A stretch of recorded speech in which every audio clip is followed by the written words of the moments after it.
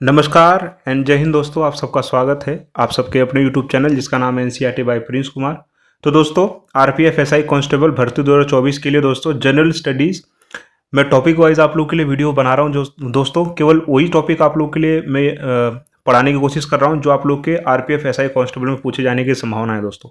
तो आज की इस वीडियो के अंदर हम लोग बात करने भारत के भूगोल से संबंधित इंपॉर्टेंट कॉन्सेप्ट्स के बारे में।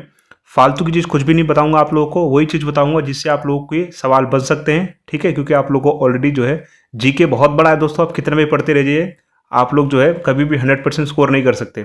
तो आप लोग को जो है स्ट्रैटेजी के साथ पढ़ना चाहिए, ठीक है।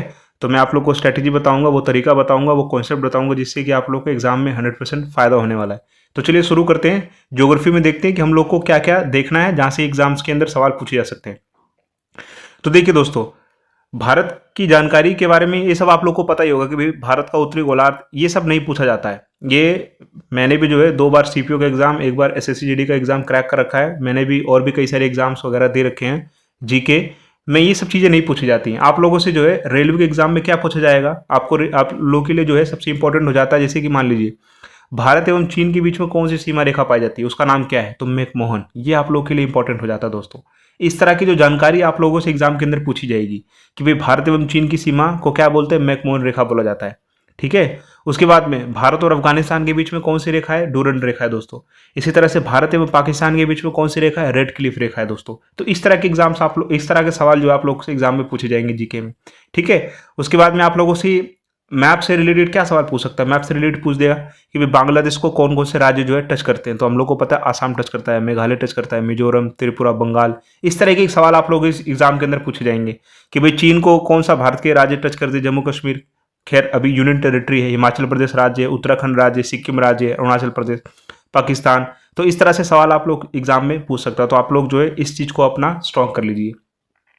उसके बाद में आप लोगों से क्या पूछेगा दोस्तों, आप लोगों से पूछेगा कि भाई भारत के अंदर जो कर्क रेखा है, ठीक है, 23.5 डिग्री से जो भारत के से गुजरती है, तो पूछ देगा आप लोगों से कि वो भारत के कौन कौन से राज्यों से होकर के गुजरती है। तो राजस्थान, गुजरात, मध्य प्रदेश, छत्तीसगढ़, झारखंड, पश्चिम बंगाल, त्रिपुरा, मिजोरम। आप लोगों से ये नहीं पूछेगा, लेकिन विकल्प में आपको दे देगा 4 विकल्प, और उसमें से पूछ देगा कि भाई निम्नलिखित में से कहाँ से होकर कर्क रेखा जाती है। तो उसमें से एक राज्य होगा जहाँ से जाती होगी। तो आप लोग को उसके लिए क्या करना पड़ेगा, उसके लिए आपको सारे राज्य पता होने चाहिए। तो इस तरह के सवाल आप लोगों से जो है पूछा जाएगा दोस्तों, ठीक है। इसी तरह से आप लोगों को पूछ देगा भी भारत की जो याम्योत्तर रेखा है, ठीक है, वो भारत के कौन कौन से राज्यों से होकर गुजरती है। तो आपका उत्तर प्रदेश से गुजरती है दोस्तों, मध्य प्रदेश से गुजरती है, छत्तीसगढ़, उड़ीसा, आंध्र प्रदेश। तो सेम टू सेम आपसे इससे भी सवाल जो है पूछ देगा दोस्तों, है ना। आगे बात करते हैं हम लोग। अगला आप लोगों से और क्या चीज़ पूछ सकता है दोस्तों, पूछ देगा कि भाई भारत के अंदर सबसे ज़्यादा लंबी तटरेखा किसकी है, सबसे लंबी जो तटरेखा है वो किसकी है। तो हम लोग को पता है दोस्तों किसकी तटरेखा जो है सबसे लंबी है। तो देखिए सबसे लंबी जो तटरेखा है आप लोगों से ये पूछ देगा किसकी तटरेखा सबसे लंबी है दोस्तों। तो हम लोग को पता है कि भाई गुजरात राज्य की तटरेखा जो है सबसे लंबी है। तो आप लोगों से इस तरह के सवाल पूछ देगा। फिर सबसे इंपॉर्टेंट हो जाता है दर्रे। भारत के अंदर कई सारे इंपॉर्टेंट दर्रे हैं दोस्तों, है ना। तो उससे भी रिलेटेड आपसे सवाल पूछ देगा, बोल देगा कि भाई जोजिला दर्रा कहाँ से होकर गुजरता है। तो जम्मू कश्मीर, पीर पंजाल जम्मू कश्मीर, बनिहाल दर्रा जम्मू कश्मीर, बुर्जिल दर्रा जम्मू कश्मीर, शिवकिला दर्रा हिमाचल प्रदेश, रोहतांग दर्रा हिमाचल प्रदेश। तो इस तरह से सवाल आप लोगों से जो है पूछ सकता है दोस्तों, ठीक है। आगे बात करते हैं हम लोग। देखिए आप लोगों से ये इन्फॉर्मेशन भी पूछी जा सकती है कि भाई तीन और बांग्लादेश से ऐसा कौन सा भारत का राज्य जो तीनों तरफ से बांग्लादेश को घेरता है। तो त्रिपुरा हो गया दोस्तों। तो इस तरह के फैक्ट आप लोगों से पूछे जाएंगे। उसके बाद में और आप लोगों से क्या पूछ सकता है दोस्तों, आगे देखिए आप लोगों से और क्या पूछ सकता है एग्जामिनर कि आप लोगों से और पूछ सकता है, पूछ देगा कि भाई वो कौन सी नदी है जो असम एवं अरुणाचल प्रदेश के बीच में सीमा बनाती है। तो संकोच नदी है दोस्तों, है ना। तो बता देगा कि भाई ब्रह्मपुत्र नदी जब भारत के अंदर प्रवेश करती है तो कौन से दर्रे के पास से प्रवेश करती है, यांगपा दर्रा, ठीक है दोस्तों। तो इस तरह के सवाल आप लोगों से जो है पूछा जाएगा। पूछ देगा कि भाई भारत का सबसे ऊंचा दर्रा कौन सा है। तो आपका काराकोरम दर्रा है दोस्तों सबसे ऊंचा। इस तरह के सवाल आप लोगों से एग्जाम में पूछेंगे। आप लोग को इधर उधर नहीं भटकना, आप लोग को जो है केवल वही चीजें पढ़ने जो एग्जाम के अंदर पूछी जा सकती है। आप लोग अगर पूरा जीके पढ़ने बैठ जाओगे तो कितना चीज याद करोगे दोस्तों, है ना। अब देखिए आप लोगों से सवाल क्या पूछ देगा, आप लोगों से सवाल पूछ देगा कि भाई जो गॉडविन ऑस्टिन है काराकोरम की सबसे सर्वोच्च चोटी है, जो भारत की सबसे ऊंची चोटी है, ठीक है। हाँ, नॉन हिमालयन पहाड़ है ये, नॉन हिमालयन, नहीं हिमालय के अंदर नहीं आता ये। भारत के अंदर सबसे ऊंचा चोटी अगर हिमालय को छोड़ करके कोई है तो आपका क्या है दोस्तों, गॉडविन ऑस्टिन है, 8,611 मीटर है। इसी तरह से आप लोगों से जो है एग्जामिनर सवाल पूछने वाला है। फिर आप लोगों से पूछ देगा कि भाई माउंट आबू जो है इसकी सबसे ऊंची जो शिखर उसको क्या बोलते हैं, तो गुरु शिखर बोलते हैं दोस्तों, है ना। आप लोगों को पता होना चाहिए, राजस्थान के अंदर है। इस तरह के आप लोगों से जो है सवाल पूछा जाएगा। और क्या पूछ सकता है दोस्तों कि भाई मैकाल पहाड़ी जो है उसका सर्वोच्च शिखर कौन सा है, तो अमरकंटक सबसे सर्वोच्च शिखर है इसका दोस्तों। और आप लोगों से क्या पूछ देगा कि भाई किसको जो है भारत का रूर प्रदेश बोला जाता है। रूर प्रदेश का मतलब होता है वो क्षेत्र जहाँ पर खनिज भंडार बहुत अच्छे पाए जाते हैं, तो भाई छोटा नागपुर पठार को भारत का रूर प्रदेश बोला जाता है। उसके बाद में आप लोगों से पूछ देगा भाई कि जो ताप्ती नदी है वो कहाँ से निकलती है, तो आप लोगों को पता है चोटी जो एक धूपगढ़ चोटी है वो वहाँ से निकलता है दोस्तों, सतपुड़ा की पहाड़ी की एक चोटी है धूपगढ़ चोटी, वहाँ से ताप्ती नदी निकलती है। तो इस तरह के सवाल आप लोगों से जो एग्जामिनर पूछेगा।